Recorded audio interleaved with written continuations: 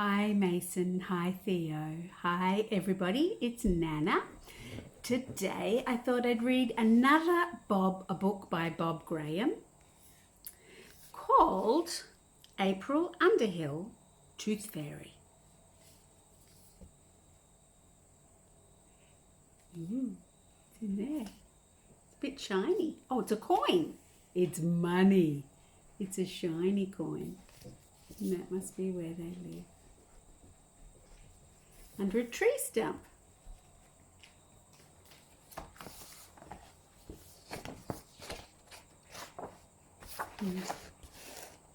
Oh, look, the tooth is in a glass of water and they're thinking, how are we going to get that out?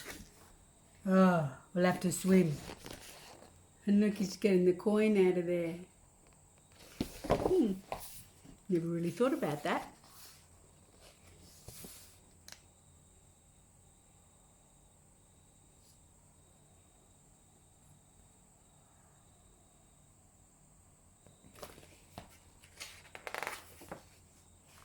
Not so long ago, a tooth fairy took a call on her mobile. April Underhill here. With one finger in her ear, against the traffic noise, she listened. You're his grandma? No, my sister Esme and I don't do visits yet. Our mum and dad always... You want us? We shall be there, I promise.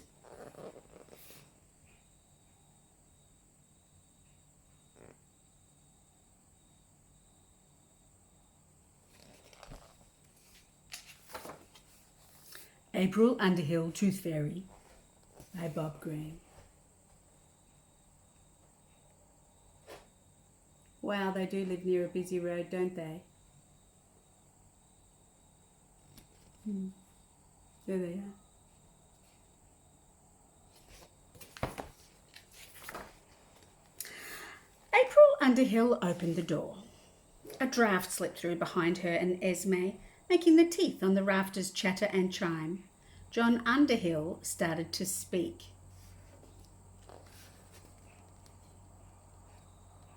Look at the teeth. They're like decorations.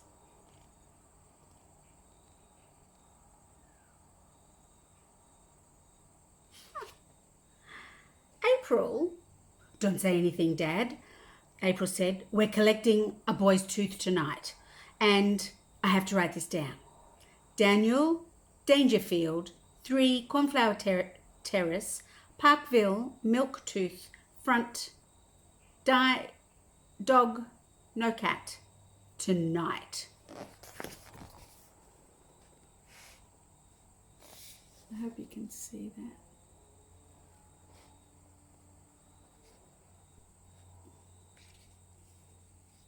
There's the note. That's nice. Dog, no cat. Tonight? April, you're only 7, said her dad.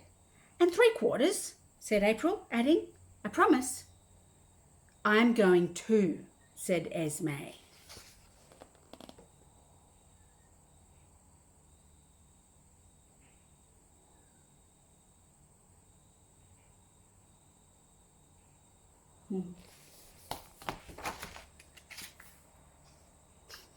Their washing is hanging in front of the heater. Look, where is it? There. It's drying in front of the fire. You and Esme, a tooth in Parkville, said their mum. Faye, darlings, you're far too young. Oh. Who's having a bath in a cup? In a teacup? You look at the toilet. It's an egg holder. You went by yourself when you were 6, Mummy, said Esme. She balanced a bubble on the end of her finger till it popped. Same age as me, said April, and April's even older.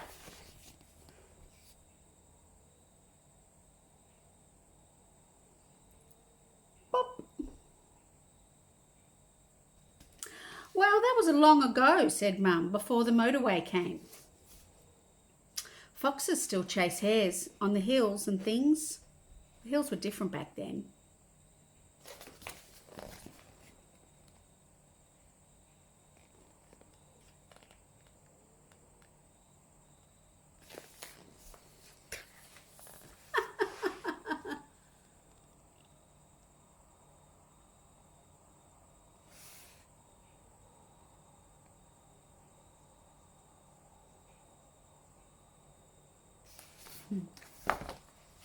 It's quite a long book, and it's huge. Well, some things haven't changed, Mummy. Esme took a sip of her dandelion soup. Children still lose their first teeth, April said, and ducklings still have to take their first swim. Their parents looked at them, startled. Okay, said Dad, you can both go. But take great care of your little sister, April.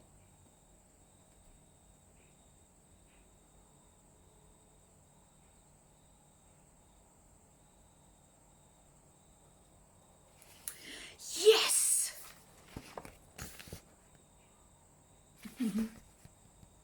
Yes. This is important, April, said Dad. To Daniel, you are a spirit of the air. You are magic. He must never see you.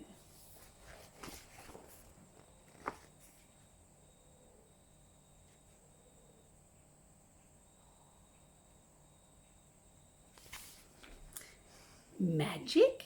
Me? Said April. Mum found a string bag for the coin going out and the tooth coming back, she said. And send me a text if you need to, they added.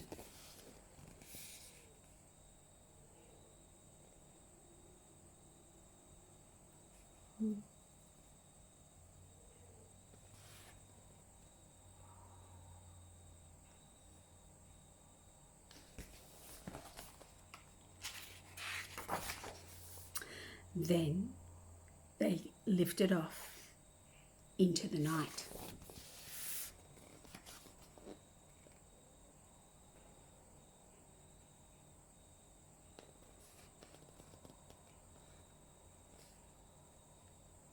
Who's down there?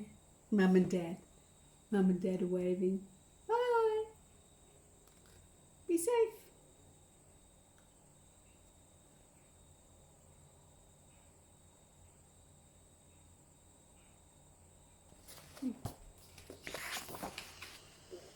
The wind took them and shook them, pushed them, pulled them. It shivered down Esme's wings.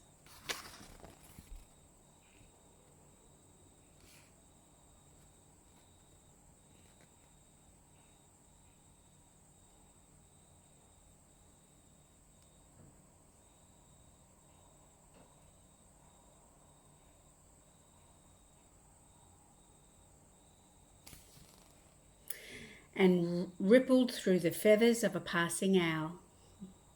There's Cornflower Terrace, shouted April. Oh, there's Cornflower Terrace. They dropped down through the dark.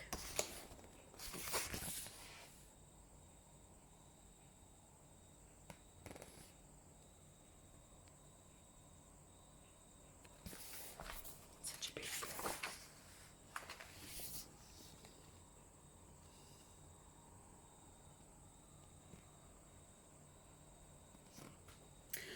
Right onto the doorstep of Daniel's house. They perched underneath. April swallowed. Hold down my wings. Esme, I'll go first. Esme crawled in after her.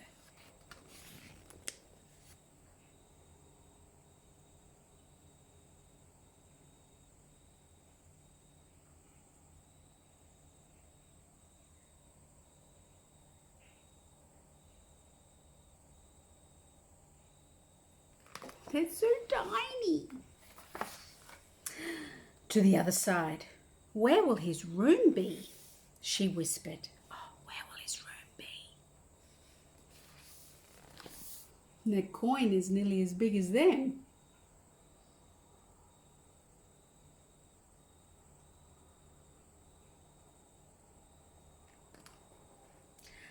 Up there, I think, replied April.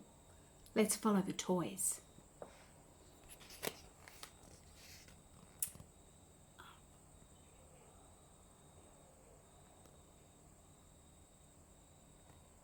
I think she's right. It's up the stairs.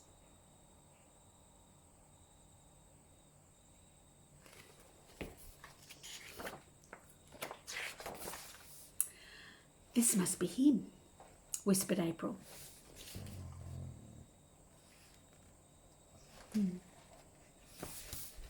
She pulled a note from her pocket. We're at number 3, Cornflower Terrace. There's a dog, but no cat. And there's the tooth. Esme shivered with excitement.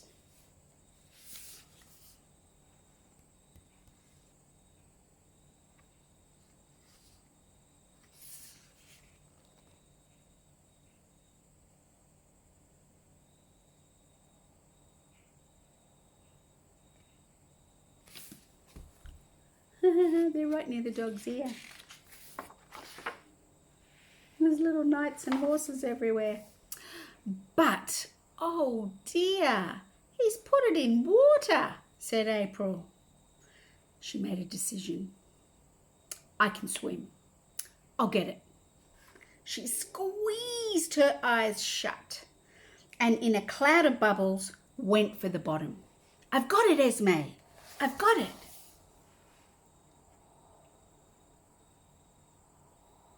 She made a decision and she went for it. Sometimes you just got to go for it, don't you? Shh, said Esme, hissed Esme. Shh. As Daniel Dangerfield stirred and woke.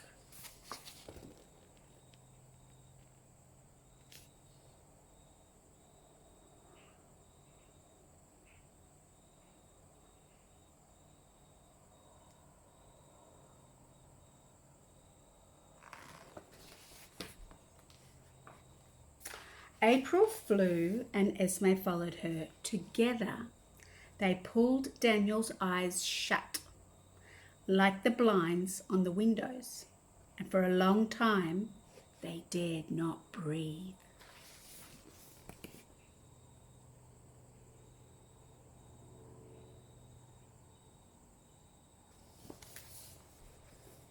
He's asleep again, April whispered. But he saw us, Esme whispered back. I'll text Mum, said April.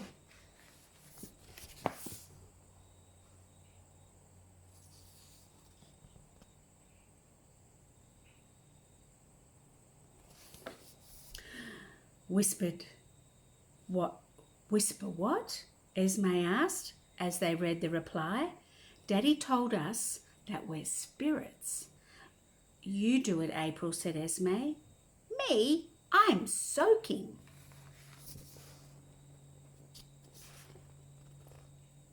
Mum must have texted for them to whisper something. That's his ear. Whisper in his ear, Mummy. But she leaned into the dark and whispered, We're spirits of the air, Daniel. You dreamed us. You did not see us.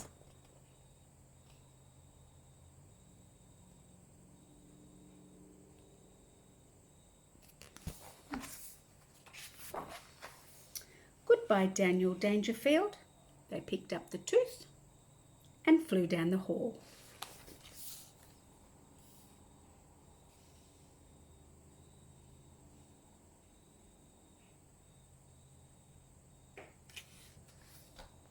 April, wait, called Esme. It's the sweetest sight. I think it's the grandma. Esme, wait.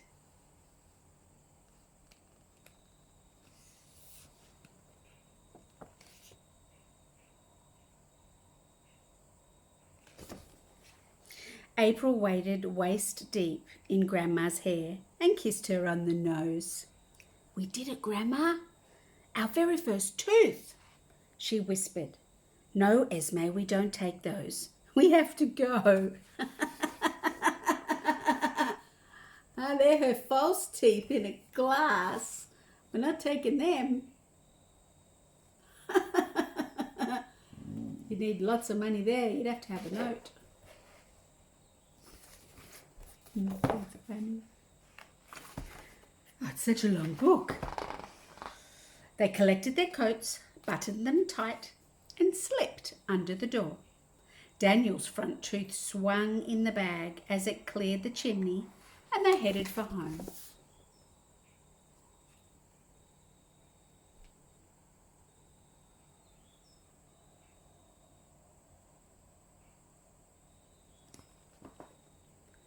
The wind tumbled them high over the city, up the motorway, and down, and set them down at their own front door.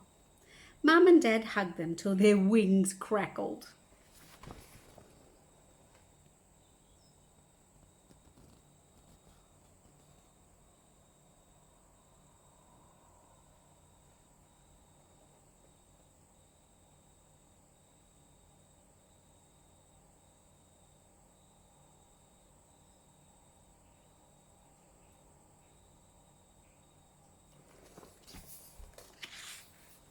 Gee, they're big. "Here's the tooth, Daddy, wrapped up in my vest." "You dived for it?" asked Faye. "Like a duckling in water," murmured John Underhill proudly.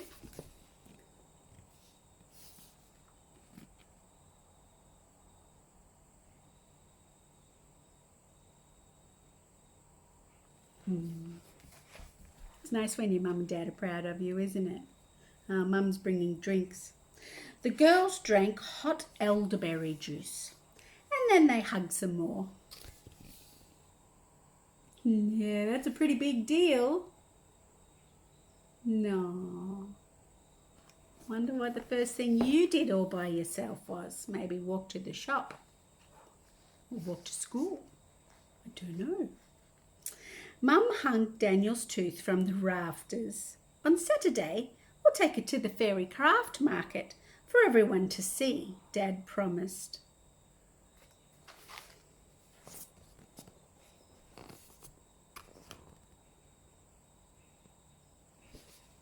The dog's flying, look. Oh.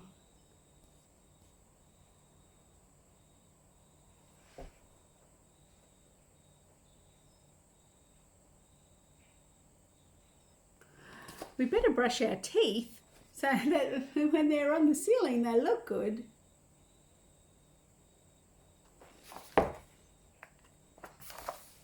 The sun rose and the blackbirds sang outside the window, louder than the distant traffic, as April and Esme fell asleep.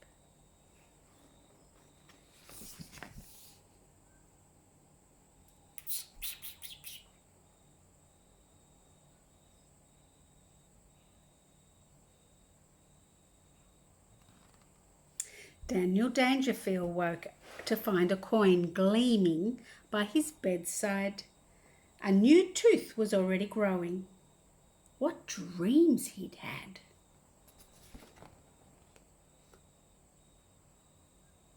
Look, Grandma.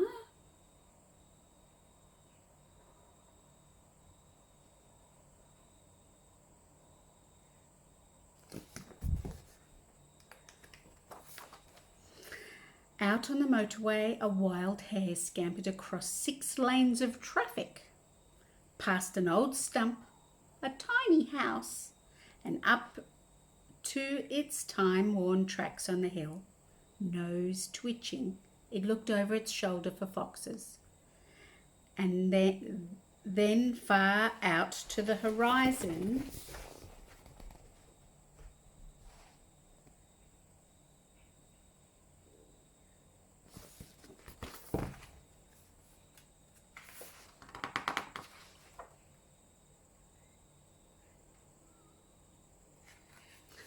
it looked for foxes and then far out to the horizon. Well, that's interesting. Mason, you have lost a couple of teeth, haven't you? One because you jumped off something, a bench, onto a mattress on the floor and then banged your teeth on the floor, and so you lost that tooth. And the other one, well, actually, I think you lost 2 or 3. It fell out naturally, didn't it? Theo, you've still got all your teeth. I had one come out. And the tooth fairy didn't come to me. Maybe he went to the dentist. All right. Love you guys. Miss you lots. Kisses from Nana.